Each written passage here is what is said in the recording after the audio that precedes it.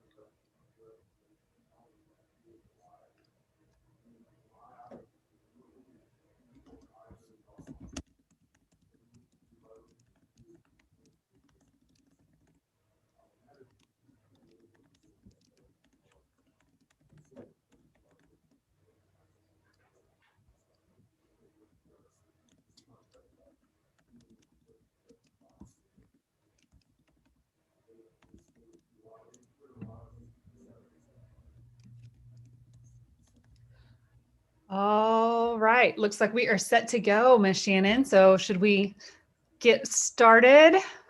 Let's get started. We are live and we are so excited to see everybody here today. When you come into the webinar, please in the chat introduce yourself. And if you want to, you can share a favorite digital learning tool and activity because we're going to be talking and sharing a lot about that today. So we are very excited to have you here for making digital learning a team effort. And I'm really excited because I get to present with my dear friend, Brianna, and my name is Shannon McClintock Miller. I am the District Teacher, Librarian, and Innovation Director at Van Meter Community School in Iowa. I also serve as one of the Future Ready Librarians spokespersons with my friend, Mark Ray. You can find me on Twitter and Instagram at Shannon M. Miller, and I blog at the Library Voice. And I put my email there just in case you have any questions too. Awesome. So I am Brianna Henneke Hodges, and I am the spokesperson for Future Ready Instructional Leaders, which includes coaches and curriculum and instructional technology and all kinds of things. TOSAs, we're that kind of group that has a lot of different titles and things like that. And so we walk through a lot of the practitioner type lens. So what does that look like in the classroom? What does it look like when we're working through professional learning, all of those different kinds of pieces. And so I am super excited to be here with y'all today. I'm also national faculty for Future Ready. So you see me lots of different places, former English teacher, former district administrator, and I am in Texas, y'all, if you can't tell by my accent. I see lots and lots of my Texas folks out there, and it's exciting to see you. So you can find me on Twitter, Instagram, Instagram, Facebook at bhodgesedu, and my email is on there as well. Please don't hesitate to give us a shout, and we'll be happy to answer any questions or share resources as much as we have. So today, Bree and I get to talk about how our two roles combine and work together. And as you can see, as librarians and also as instructional coaches, when we look at our frameworks, there are a lot of things, of course, that we focus on that are similar and maybe the same, and a lot of different things on how we work together. And so we wanted to put these side by side just to start, so we can reflect on this as we talk for the next hour and as you go back to your roles within your school and talk about collaboration and work with your instructional coaches and your teachers and librarian and those people within your school. So one of the things that for me personally, I go back in, I'm going to travel back in time to when I first attended a Future Ready event, and I was in district, and I attended it with my superintendent and our director of technology. And one of the things that was really that stood out to me that was really, really cool was talking through these gears and knowing that these gears were the same regardless of what your role was. And then fast forward to getting to have a chance to work through the gears and be on committees to walk through what that looks like for creating the instructional coaches strand, and kind of walking through these pieces. I absolutely loved that our content, those content lenses, just like we have in the classroom, are the same, but we look at them through the role and through what our audience is, right? So like, you as an English teacher have the same content, but you're looking at it through a different lens based upon who your students are, as the teacher that's across from you, right? And so I really thought that it was and it's truly still one of the things that's so important to me, is that nobody gets to toss out a gear and say, nope, that's not in my wheelhouse. That's not something that's important to us. So as librarians, we don't get to say like, oh, robust infrastructure, that's a technology thing. We don't worry about that, right? Or as curriculum, we don't say data and privacy, meh, that's not something that we're going to worry about. Somebody else is going to take care of that. Instead, we look at that through each one of our lenses. And so one of the pieces that is really great about our framework is this document, and Shannon and I are going to kind of run through it really quickly. But basically, what we've done is we've taken the strands and we've kind of broken them apart by gear to look at what does this look like whenever you are looking at it through the lens of a principal, or the lens of an instructional coach, or the lens of a librarian, right? And so you're seeing that that every piece is important to your role. It just might look different. And this is really, really important, specifically when we're talking through instructional leadership, instructional coaching, and librarians, for example, because not every school district has both on your campus. Maybe you have a librarian who functions in instructional coaching and is coming in and working through instructional technology and is bringing all of those things together. And so in that situation, you might be looking at both of those lenses to bring in what is your role as a future ready instructional coach, in addition to your role as a future ready librarian, right? Or maybe you have both of those roles there. How do you decide which is the part that's going to be most important to this particular role? And then how do we combine that effort to make sure that we're creating a good, solid team, so that we're not stepping on top of each other, but instead presenting a united front? And as a former basketball coach, I think that that's really, really important. I had this one amazing group of girls one year when I was coaching, and we had one girl who was just a total rock star. She was a complete and total rock star point guard, and she would fly down the court and she would do some amazing moves, and then she would score every single time. And in this one particular game, she did this 5 times down the court in a row, and just back to back points, right? And all of a sudden we got 10 points on the board. And the next time down, the 6th trip down, everyone jumped around her and completely cut her off. And there wasn't anything that she could do, right? And she got really, really frustrated. And then she was looking to her teammates, but what happened was the defense realized that they didn't have to guard anybody else because she was the only one who was doing something.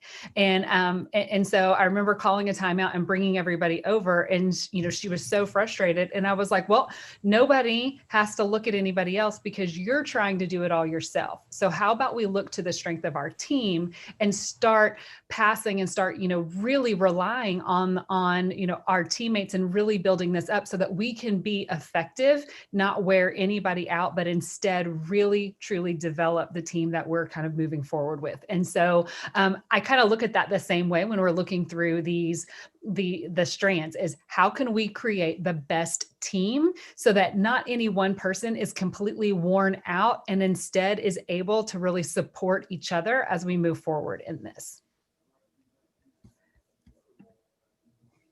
All right. So in the chat, if you guys can throw in some your ideas of how do you work best together. And Shannon, let's hear from you. We just heard me kind of jump in there and kind of run through some of these things. What works well for you in Van Meter? What are some of the tips that you have about working together with your team for instruction? Yeah, I would love to share what it looks like for us. And I've been at Van Meter now, twice now for the last 13 years. And so we have it down pretty well, but there's always room for improvement and things that change. And as we know this year, last year now, when we all stayed home and we started learning together remotely, that it changed a lot too. But I think that we've taken strides really to be even better in our collaboration. And my collaboration might look something like this if I'm at home or if I'm sitting in the library working, but it also might look like this where I'm collaborating with all of the teachers, or maybe sitting down with a teacher friend and collaborating either face to face or a lot of times now on just our computer. And thinking about collaboration and all the things that we do as teachers and librarians or instructional coaches, whatever our role is, can be a little overwhelming at times. But I do a lot of just looking around and seeing, not only how I can tie in what I need to do as a librarian, but how I can support the role of others, how I can support them. And as you can see on the left-hand side, I follow a lot of different calendars. And if I want to look at what is happening in their classrooms, or maybe something that's coming up special at school, I can turn those on and off so I can have a finger on everything that's going on within our school. Also, when I sit down, I think about a lot of different things. I think about my framework, and I think about the common conversations like Bree has talked about on what we can have and how we can support each other within our roles when it comes to Future Ready. I also, as a librarian, I think about our standards from AASL and how we can not only lead within our role, but also how collaboration is such a huge part of what we do as librarians. And also, I think about the ISTE standards, and there are standards for us as teachers, there are standards for the coaches, for administrators. But again, throughout the whole thing, one of the biggest parts is that collaboration piece and how we are working together. Now, for me at Van Meter, when I think about everything that I do and everything that I collaborate on with our teachers and our administrators and our kids, I have a curriculum that I follow, and it is K-12. We're a K-12 building. Well, we're preschool to 12th grade now. And it's not only thinking about what I do as a librarian, but how I'm also tying in technology and, of course, a love of reading and things like we're adopting new computer science standards next year in Iowa. We're adopting new social studies standards this year. So it always changes. And this is just a Google Doc that is active and constantly changing, but it's not just mine to look at. It's something too that when I'm collaborating, I'm looking at this together with my teachers to make sure that we have these standards covered for our kids. And a new column, a thing that I just added within the last few days, is we have a new column where we're going to start keeping track too of all of the technology that we're using and what are we doing within that different grade level, or even elementary to middle to high school. And a lot of that has to do with some of these new standards, like the computer science standards that we are adopting next year. Another thing that's been really helpful for us in our collaboration, and this is something that, we can talk about collaboration all the time, but it is overwhelming. And it's like, when do we fit it in? How does it look? How do you have time to do it? And this was a big aha a few years ago when we started just a Google Doc and we started keeping track of what our collaboration looked like. And this was nice because not only for us when we sat down and we collaborated, but also for us to look at what was happening in a progression throughout the year. What were the teachers doing? How were they tying in special events that were going on? How are we tying in like their reading curriculum and social studies? And when we started to think about it this way, it made it so they weren't just in isolation teaching. That collaboration started really sticking and making sense. And year after year, we can build on this. So it's not something that we do new every year. We can build on those resources and those great lessons, and then how we're tying in digital technology and the things that we want to within the classrooms, but also as they go from elementary to secondary and even then on to college. And so it's something that has really helped us when we think about how we're collaborating and the big why of why we're collaborating too. Another thing that's been really helpful, and this is a huge tip, and I'll share a little bit more in a little bit about this, but Google Classroom has been one of the best things for me when it comes to collaboration. Not only to have a Google Classroom, but I follow all of the teachers' Google Classrooms. And that might sound a little bit overwhelming, but I try to make it be a place that I look for things that are coming up. I try to tie into what they're doing, look for ideas. And if you're kind of stuck or you don't know what you're doing, it is like the best way to jump in and see how you can help. And so I'll share a little bit more on how I do that. But those are just some of the little tips and tricks that help me as I'm collaborating, and how I work with the teachers and making them feel too like they're always part of that conversation. Awesome. Thank you for sharing that, Shannon. Yeah. We're going to jump in again, trying to be considerate of time. And, there's so much to cover in all of this, but I'm going to walk through from an instructional coach's perspective, some of the things that I do around TPACK. And if you're not familiar with TPACK, the T stands for technology, P stands for pedagogy, A is for and, it doesn't really have to be there. And then C stands for content, and the K stands for knowledge. So one of the things that I also like to say whenever I'm talking about this is even though it starts with T, that's actually, the acronym starts with T, but we don't start with the T, because we actually start with the C. And so CPTAK, it's really hard to make that make sense. So that's why, in my mind, that's why we just say TPACK, because at least we can kind of sort of make a word out of it. So let's jump in and kind of walk through what this looks already. Whenever I am having conversations through this. So one of the things that I want to share with you first and foremost is that our learners are empowered with more learning and more technology opportunity than any previous generation, right? They're exposed to more information, more knowledge, and more technology than anybody else. And that's kind of the way it's supposed to be, right? Like every generation, we are building and creating new things, which means that our kids are going to have more opportunity to experience it, to digest it, to discover it, to discern it, all different pieces. I just want to make sure that we understand that and we remember that, because it's going to be important as we move forward. Yeah, they wouldn't connect. I think they were connected to my Chromebook. That we keep that in mind. I'm going to pause for a second and just say, if you can please make sure that you're muted. I know there's some of us that we might have just popped on, but if you can make sure that you're muted, that'll help us make sure that we're keeping things moving forward on it.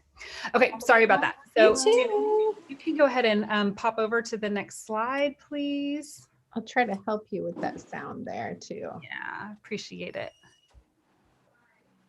Thank you.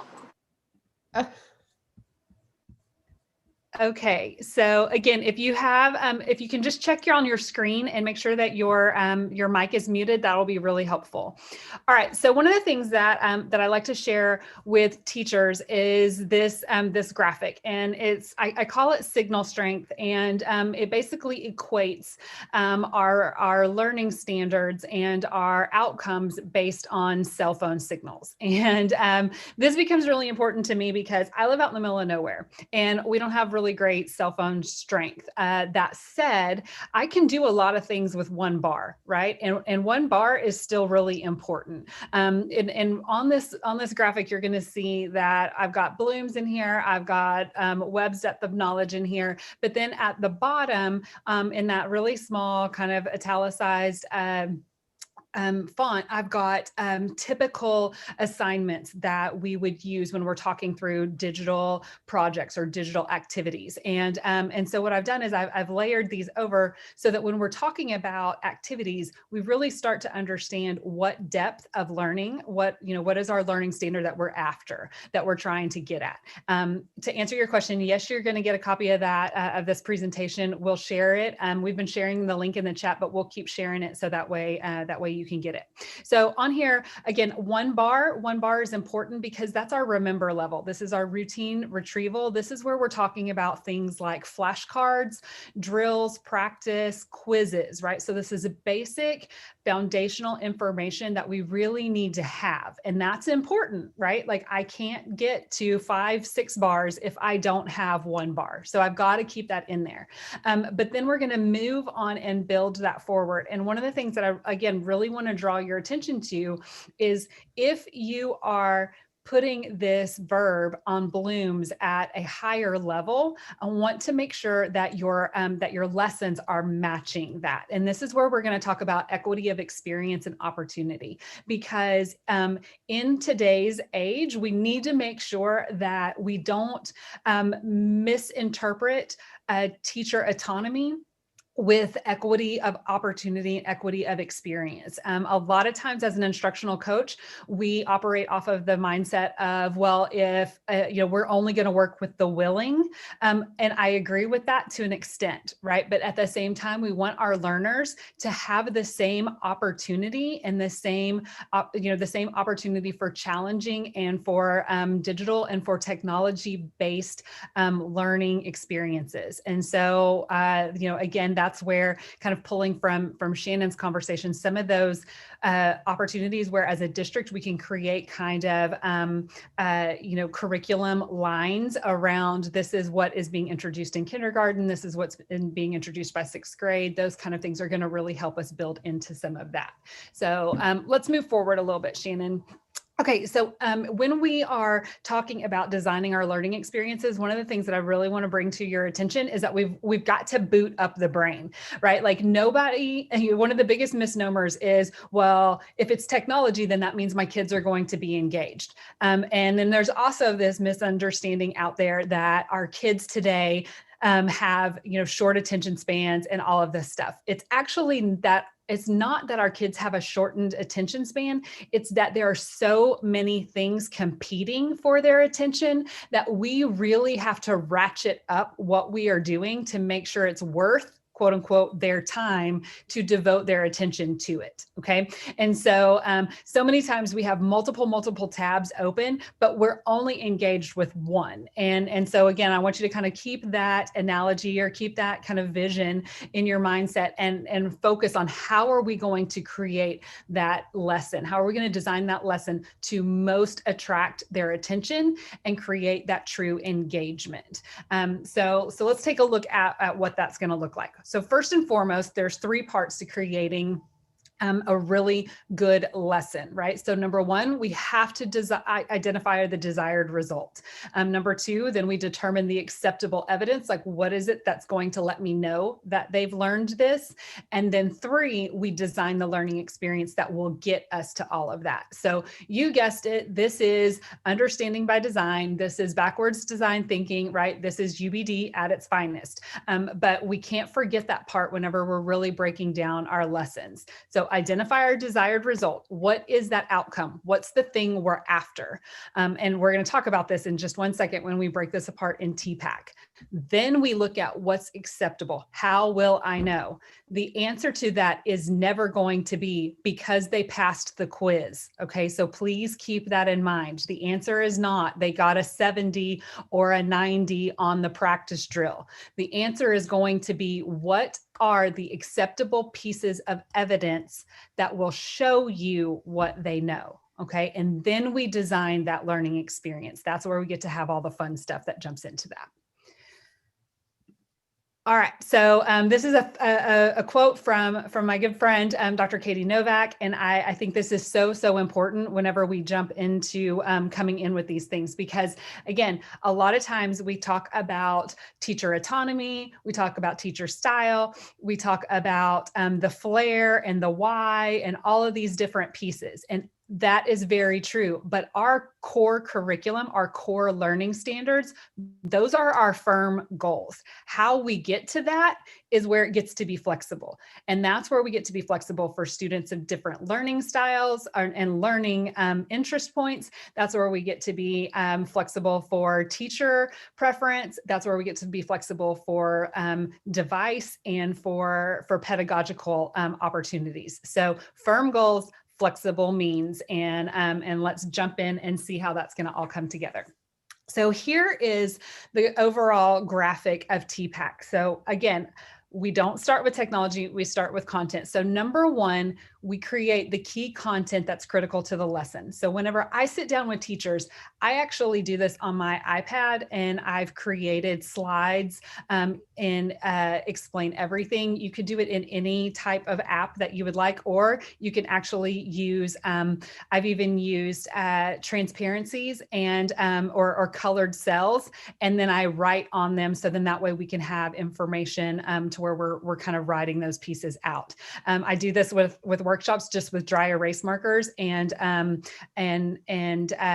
dry erase boards and materials like that. So when we list the key content critical to the lesson, this is where we're talking about our standards, right? So this is going to pull directly from those standards that you're using, whether you're using core, Common Core, or if you're in Texas, your TEKS. You're listing those very specific things that you're trying to get across, right? So maybe it is thematic elements, maybe it is counting on a number line, maybe it is the periodic elements, whatever it is for your content area, you really want to break that apart. The other part that I want to draw your attention to is that this is critical to the lesson, not to the unit. This is specific to the lesson because we are designing one specific lesson and then building forward from there. We have a tendency when we start talking through instructional practices to go really, really big and try to create an entire project.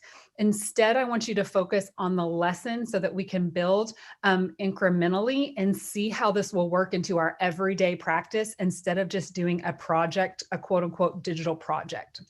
All right, so once we've listed out the key content critical to the lesson, and most of the time, this is just bullet points over on the side, then we're gonna look at our pedagogy. And so this is where we're talking about the delivery strategies. So again, bullet points.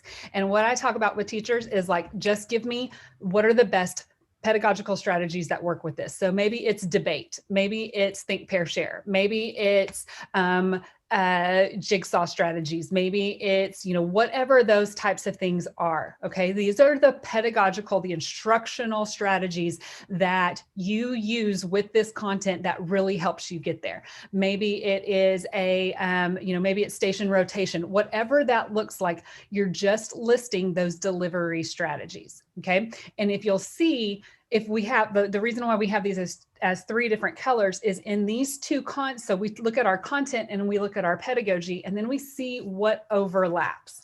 And at this point, this is where I ask my teachers to start matching. So like, what standard works best with what delivery strategy? And so then that way they're starting to connect points, right? And they're starting to say like, this is the way that I really like to do this.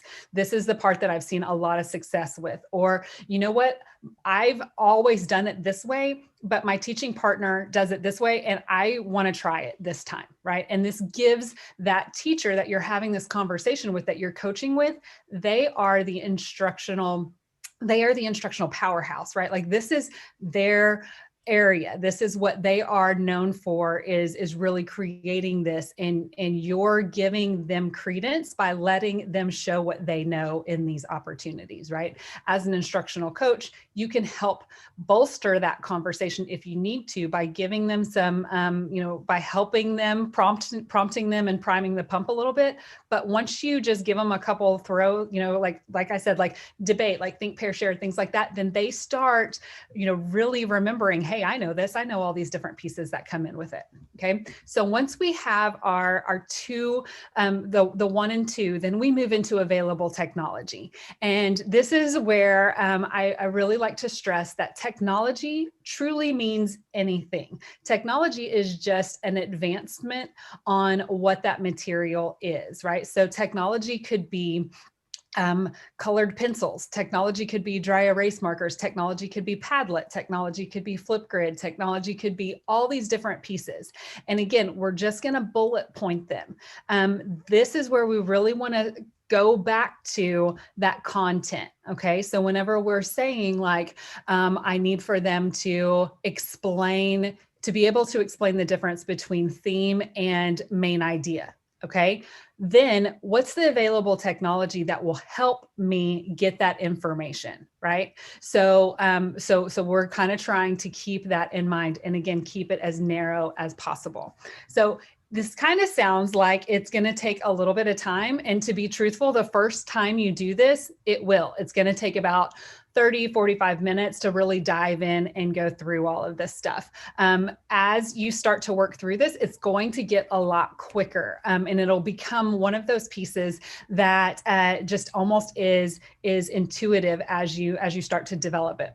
One of the other pieces that I want to make sure that we hear in this is, nowhere in here is there anything specific to a subject area. It's up to that teacher that you are working with to provide that content area. I know earlier there was a comment that came in about, I know how to look at this through this lens. Like for me, for example, I was a former English teacher. It's really easy for me to look at these strategies and apply my lens of English onto that. That said, as an instructional coach, I also worked with pre-K teachers, pre-K bilingual teachers, all the way through senior level physics and AP biology and all of that. As an instructional coach in a small district, I served pre-K through 12. And walked into any classroom, calculus, all of those different pieces. It wasn't up to me to be the keeper of the content knowledge. It was up to me to help them with their instructional practices, right? So they provided the content, and then I helped them understand what ways we could get there to help them take their information and make it a little bit more palatable through some different instructional practices. So Shannon, if we can pop forward. Okay, so my favorite way of doing this is, if you've ever done any work with me, you've probably seen me, I carry around these cubes, and I call this roll the dice for learning. And so in my mind, there are two ways where we're going to introduce technology. We are going to introduce technology when it enhances or improves our lesson. Not always do we need technology, right? So there's two ways that our lessons can be enhanced or improved. The first one is that it enhances authentic engagement or understanding of the information. Okay. And so maybe that is, instead of me as a teacher lecturing that information, maybe that is popping a quick, simulation through to where they can actually see in 3D the molecule that they're examining. And so something that is going to allow that authentic engagement for them to really, truly understand it and move it around. Okay. Or maybe it helps make it more relevant because they are understanding it through, pop culture, and it creates that tie-in that they already have in their, it makes it more relevant to them because it's an experience that they're familiar with. The other way is to enhance the demonstration of learning. So instead of it being a 10 question multiple choice quiz, this allows them to create a video to explain their thinking, or use a stop motion animation explanation, or create a interactive virtual or augmented reality type situation to bring this to their forefront. So when I put all these things together, I typically will use 2 dice, and on one of them I put out all of the different apps or platforms that would allow for an enhanced authentic engagement. So maybe that's YouTube, maybe that's Brain Pop, all of those different types of things, and I would put them kind of have those words or have those logos on each one of the faces of the dice. I usually try to keep that a different color than my one for enhanced demonstrations of learning. And that might be Flipgrid, that might be Padlet, that might be, Animoto or Adobe Spark, or all of those different things. And sometimes those tools are the same. It just depends upon your circumstance. What I do when I'm working with teachers is that we roll the dice, and once they know what their lesson is, then they pull from one dice that is the authentic engagement. And so maybe they'll get Brain Pop, and then on the demonstration of learning, they'll have Flipgrid. And so then they are going to come up with, how does that look together through an app smash? So maybe that's, if we're talking about an elementary classroom, maybe that is, they watch a quick Brain Pop over the water cycle, and then they hop into Flipgrid and they explain what they just learned in a quick little 3, 2, 1, formative assessment type piece. And then if I want to up that up that to the next layer, then they can go in and respond to each other's analysis, and say what they agree with and what they think they might be able to improve about that, right? So it's just lots of different ways to where you are creating your lessons based around what you have, what you're familiar with, and what you want to build that knowledge in order to kick it up to the next level. All right. So here's just kind of again, a little quick representation of what that looks like. On here, I've got Pear Deck, I've got Poplet, and I've got Padlet. And so again, just like all different kinds of pieces, whatever you have. If you are the instructional facilitator, then, go through like what that you have access to. Like for me, I know that we've purchased these specific apps. These are the ones that I want them to look at.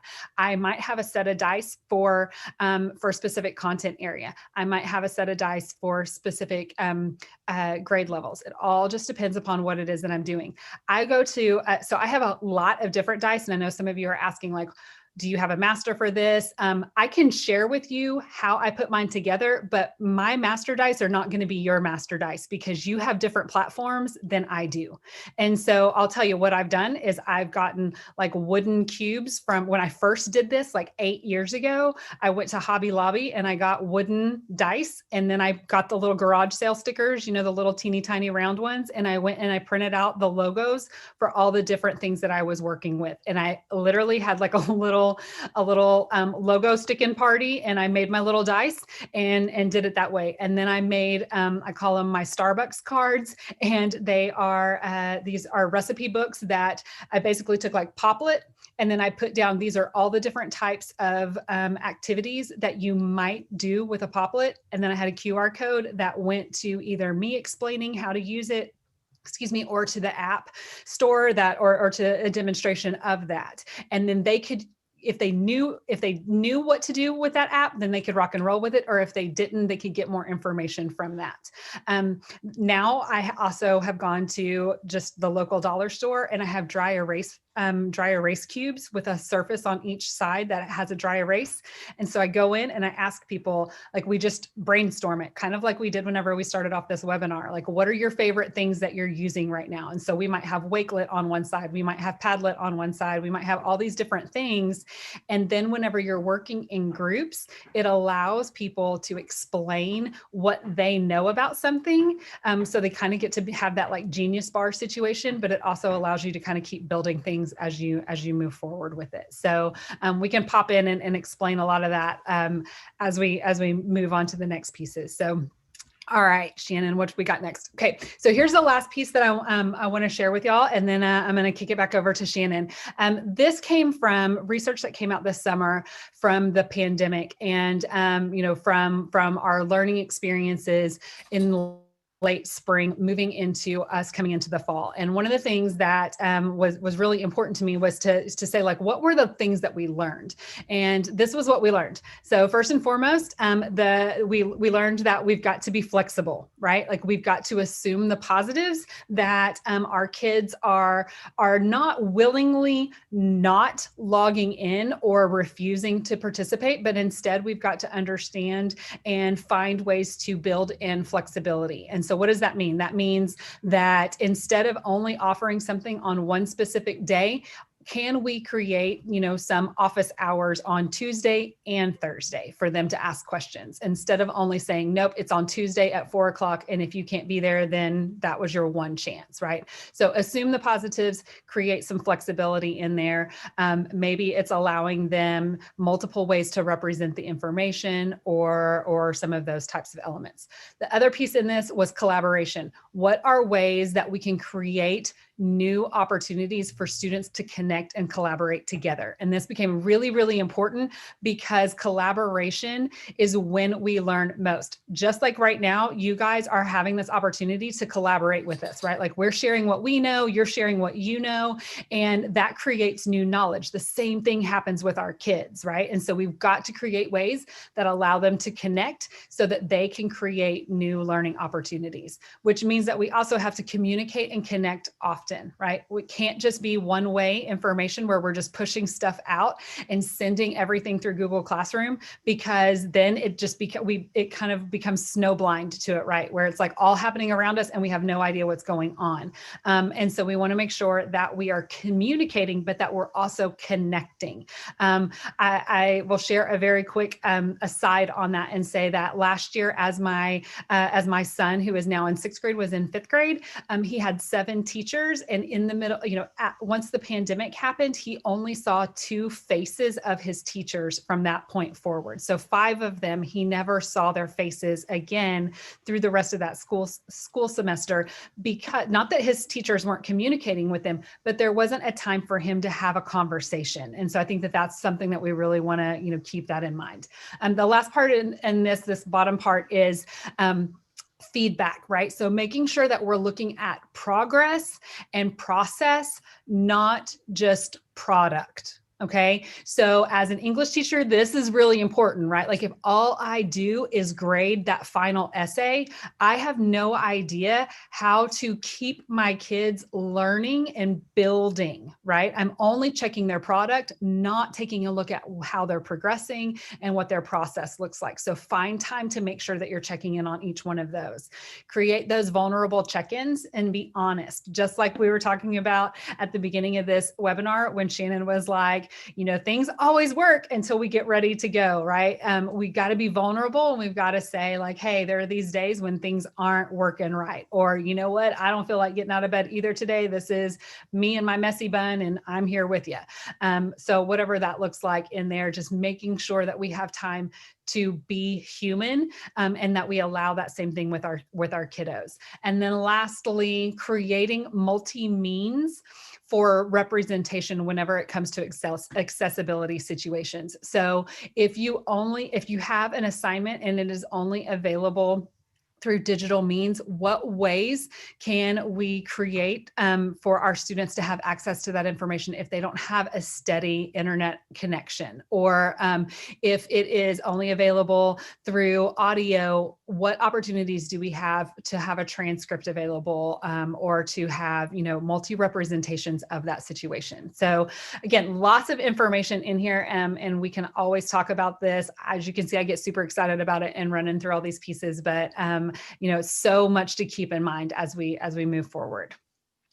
The thing that I really want to keep in mind and keep at the forefront of all of our conversations is that good instruction doesn't have a location. So many of us on this call are either in hybrid situations or high flex situations or parallel or whatever we want to call it. Some of us are in face-to-face. Some of us are, we're rotating or maybe we're completely and totally online. It doesn't matter where learning takes place as long as learning takes place, right? So don't let a change in your situation change your change your passion for your instruction, right? Like build from it and present your content so that your kiddos want to have an opportunity to learn it.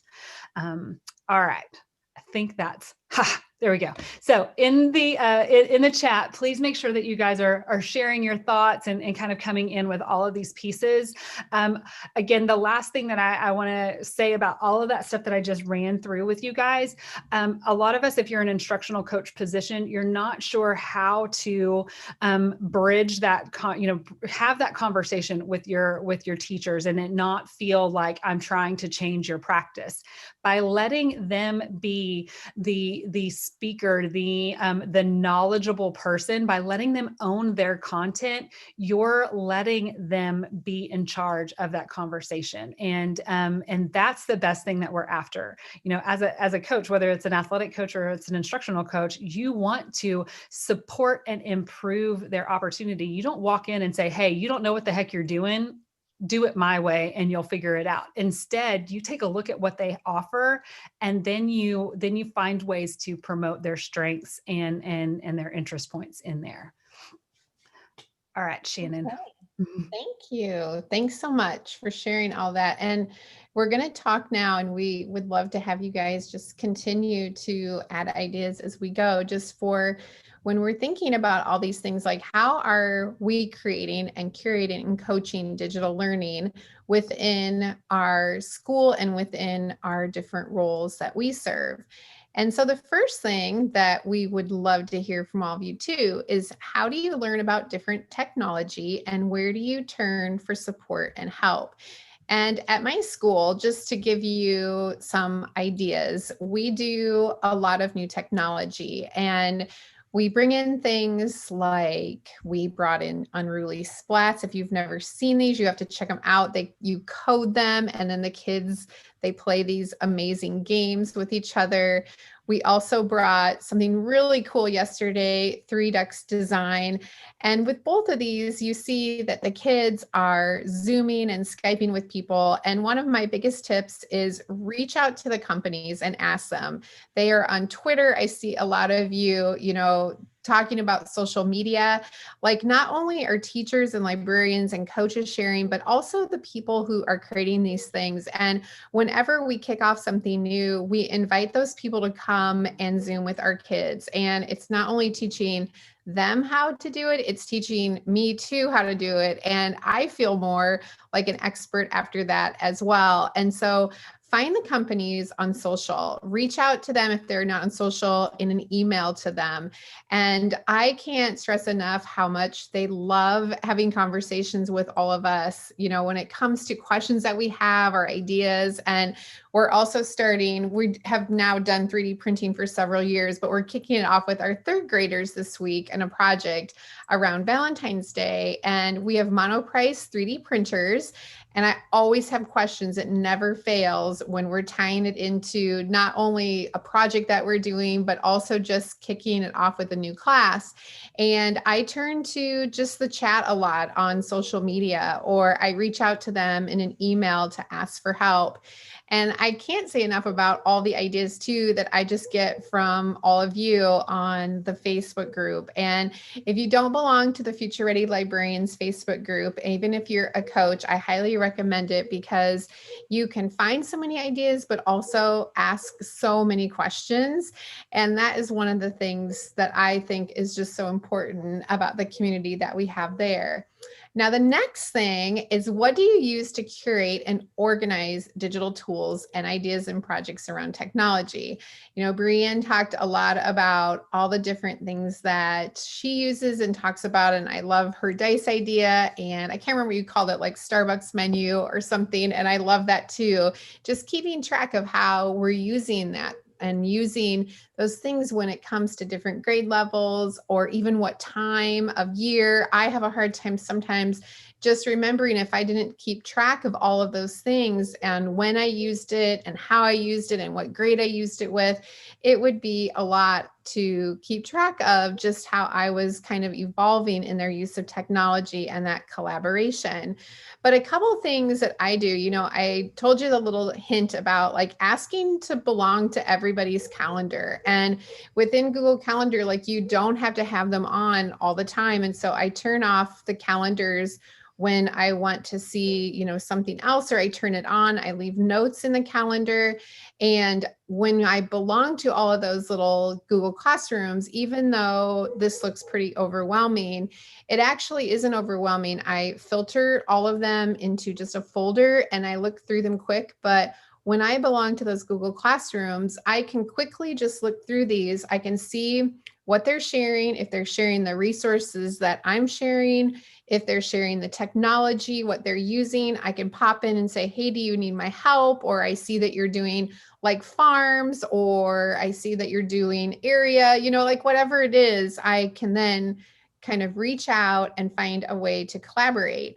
Another thing is just being able to curate these things. And if we use all of these, you know, resources and we're librarians or coaches or teachers, it's really overwhelming to keep track of them. And so a few things that have been really helpful for me, Symbaloo over the years, if something happened to Symbaloo, I would be so sad because this really organizes, it's our toolbox for everything that we do.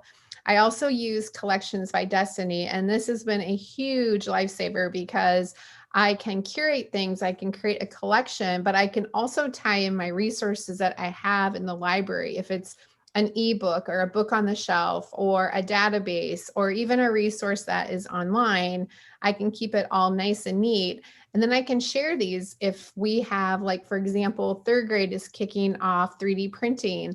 I can pull out that collection on 3D printing, the picture books that we have, if we have an article maybe that's in PebbleGo, if it's a digital resource where the kids can look at ideas. And so all those things are nice and neat. So then I don't have to scramble to be able to find them every time when we're planning together. Another thing that I've been doing a lot of this year, and I know a lot of you have too, are choice boards. And our choice boards, even though the kids love going there a lot of times just for fun, our choice boards are deeper than that because they're really tying in, and they started last year when we were all at home learning, but we've been back in school now since August, full time every day since August with our kids. And these choice boards are really directing our teachers so much better to the resources that we have. If it is tying them to PebbleGo or ebooks or maybe Britannica or a video, anything that we can think of that we can bring together when it comes to, you know, not only them maybe learning and exploring by themselves, but really tying into the curriculum or current events. We have the inauguration tomorrow. And so these have been really popular with our kids. And it's great because they can explore them by themselves. They can explore them if they're face-to-face. And we have a lot of kids still that are learning remotely also. We do one too for like every month. And this is where kind of that student voice and choice come in. And I love that about technology because we have a lot of kids who love doing projects with their hands. We have a lot of kids who love doing coding or making with Legos or maybe creating like with Minecraft. And so we can give them choice on where they want to go to. Now, one thing too, when I listen to my teachers, a lot of times I think if it's like after collaboration, or maybe they've sent me a note, and we have a lot of resources, so it can be really kind of crazy sometimes and a little overwhelming for them. So I always try to think of how I can make it as easy as possible. One thing lately was we use a lot of Breakout EDU, and there are a lot of them, but we use them with our class. We use them for teaching, but the teachers also wanted the kids just to be able to get to them if they had extra time, or maybe they had it for a brain break during the day. And so I have started just a monthly choice board with like 6 just breakouts that the kids can go to anytime. And the teachers were so excited because it just gives them another place where they know they can send the kids to tie into something that they're doing within their curriculum, or maybe to enhance something like coding, like anything that I can think of just to really support and help the teachers. I also have to mention Pear Deck, and Pear Deck has been something that we've used for a few years, but Pear Deck really became important to us a lot more during remote learning, and it has just kicked off how we have used it this year. And with our new social studies curriculum, one of my favorite things we did this year was our 3rd grade teachers, they have been tying in all of their lessons into these giant Pear Decks, and they include questions, they include places to go for Bunsy, they include our choice boards. So if you have never checked out Pear Deck before, it is part of, it's extension of Google Slides, and it is just amazing. And I love now that they also have a shared teacher dashboard. Now, as we get ready for a very exciting event, I love this every year, and it is February 25th this year is Digital Learning Day. And on Digital Learning Day, we have really focused around, all the technology that we have. And because we use so much at our school, and there's so many other things out there that I'm constantly wanting to share, Digital Learning Day is a good day for us just to focus on some of those things we have, but also to give the kids a chance and the teachers a chance to see some of that technology in a different light, something that they can do that is just a really fun day that we can play with technology. And it might be technology that we have on our computer or a device, or even like playing with old technology or building from recycled technology, like all kinds of things, but just a day to celebrate digital learning. Now, last year, what we did is we brought them together in stations, and the kids came to the library, all of the kids, and we had it open for middle and high school too. And they participated in all kinds of stations around coding and robotics and digital storytelling with Bunsy, anything I could think of just to bring it together to have a really fun day of celebrating. And even though this was one day, we continued these and we had these available, and it came in really handy when we were all at home to have these stations available for our kids to be able to do them at home as well. Well, this year, I'm thinking a little bit differently about Digital Learning Day, because even though we're back at school, we don't have our library open for all the kids to come to, and we can't all be together in one place at a time. And so the kids are in their classrooms. And so I thought I would put it together in a really fun, just a Digital Learning Day choice board. And so on this, all of these will be active kind of stations that are all digital. They can be too, that what I'm going to do is make this just a whole week of celebration where they can celebrate, digital art, but also things with their hands. They can build online, but also build with Legos and some of our robotics that we have, and just thinking about it differently. But this will be something too that all of you can use. And so I'm really excited to share this soon. And it's going to be a really fun day just for us to be able to celebrate digital learning, but I think come together if we're at school or at home and really celebrate some of that technology that we have. And like I said, it is a great way for you to collaborate, for you to show what is possible, for you to also, communicate and have that be a day that you listen to your teachers. If you hear a teacher say like, oh, I would love to use that, or that looks really fun, write that down and remember it, because it's a great day to kind of capture those things that others love as well. And we have something really exciting to share, and I'll let Bree share this. And this is something that is going to be kind of a place for us to share ideas that we have and lessons and tips and tricks, kind of like what we've been doing today. But also it's going to be something that we can get great ideas from too. So Bree, I'll let you talk about this for a minute. So this is something that we are super excited to kick off, and you can find this from the digitallearningday.org website. We'll put that in there so that way we'll put that in the chat so that way you have access to it. But if you haven't already gone to digitallearningday.org, please do so. Go ahead and join the network, because that will get you access to a lot of information that we'll be sharing through emails and social media and things like that. But like we said, there's this particular site page that just launched on the site today, actually, which is this kind of interactive notebook of sorts for digital learning resources. So once you go in there, you can search it by what state you're in, what grade level you're looking for, potential kind of categories, all that kind of stuff, and what it'll show you what those things are. So you might see that you've got activities in there, that there's specific events, maybe there's webinars, all different types of things. Just go in there and search it out. And then you can also add in your own ideas. And right now, I will give you a little tip. Whenever you go in and you start adding your resources, you can add one resource at a time, but it's really simple. Once you add that resource, then just go in, click the second, it'll come up and it'll let you add a second one. It'll maintain some of that information as you go through. So it's pretty quick, but we would love to get as much information in there. We're almost at 1,000 people on the Digital Learning Day network. And so hopefully with all of you fine folks out there, you'll jump in there today and share, because we know that that's where things are really done, is that magic in sharing and that collaboration.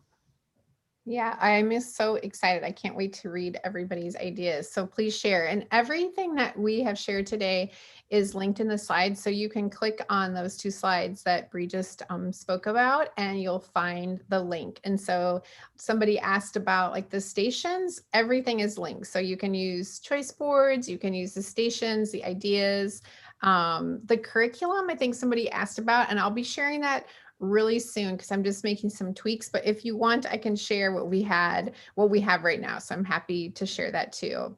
We wanted just to wrap up just by sharing a few things. And if you're new to Future Ready or Future Ready librarians and coaches, we wanted to put in some slides so you can find more information out about these 2 groups. It's always nice to have those to be able to get to that really quick. And so you can just click on those and it will take you to those sites. We also have 2 new podcasts that Bree and I do, but we have 4 of them actually for Future Ready schools. And Leading Through the Library, we're just kicking off our 2nd season, but you can go to the link or click on the slide to be able to find either Leading from the Library or also Bree, you want to talk about yours?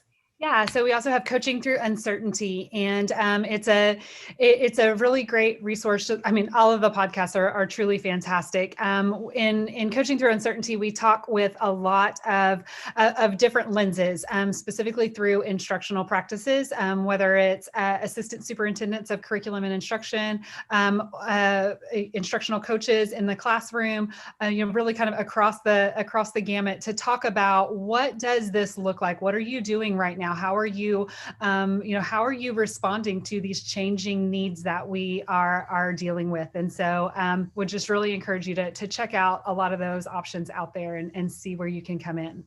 Yeah, and you can find them wherever you listen to your podcast. And it's really great because there was so many great sessions.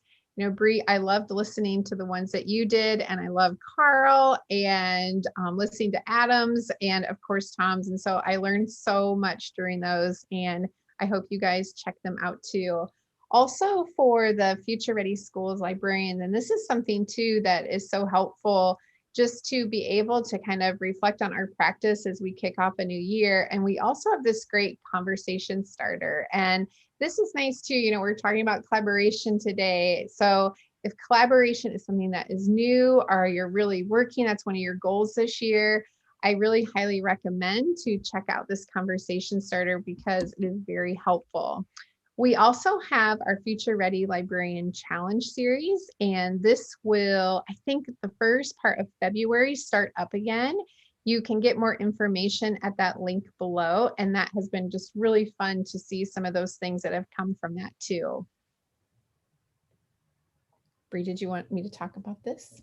Oh, sorry. So in one of the other pieces that's out there is this last year, we released the Future Ready High Quality Remote Learning, how to use this, how to approach remote learning using the Future Ready framework. And it's absolutely fantastic resource. I use this all the time. You can go to futureready.org/remote and download it, check it out. You guys won't be sad at all that you did. Yeah, it's nice because you can go through the different, the framework, and you can see like challenges for remote learning and then ideas to consider. So just a great way to support us. And it's been awesome too, just to share that like with my teachers and administrators and others. And so something really good to share too. So please sign up for Digital Learning Day. We would love for you to join us. If you don't belong to the Future Ready Librarian Facebook group, please join us there as well. If you have any questions at any time, reach out. There's great conversations going on using the Future Ready Libs. I was on Instagram today. Actually, it's one of my favorite places to go. You can look up the hashtag and look at all the fun things that people are sharing. I got lots of ideas for new books today too. So it's one of kind of the little tips that I have. And we're just really glad that you joined us. We can't wait to see you in February and March. We'll have 2 more Future Ready Librarian webinars. Also, our institutes are going to be announced soon. And they are, just to give you a heads up, I think the end of February and first weekend of March. And those will be shared really soon too. So we're really glad that you joined us. I can't wait to kind of catch up on the chat and see the questions, but feel free to reach out if you ever need anything or have questions, and we're always happy to help. And Bree, thanks for joining me today too. Thank you for having me. This has been so much fun, and we cannot wait to stay connected with y'all. So please make sure that you join the Digital Learning Day Network and let us know how you choose to use these tools. We would love to hear it. Tag us with #FutureReady, and we will see you on the interwebs. Thanks, guys. Thanks, everybody. Have a great day.